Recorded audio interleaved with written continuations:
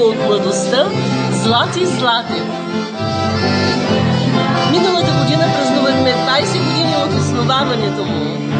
Това е клуб за песни, за танци, екскурзии, ходим по концерти, литературни четения и така нататък. Около 70 човека.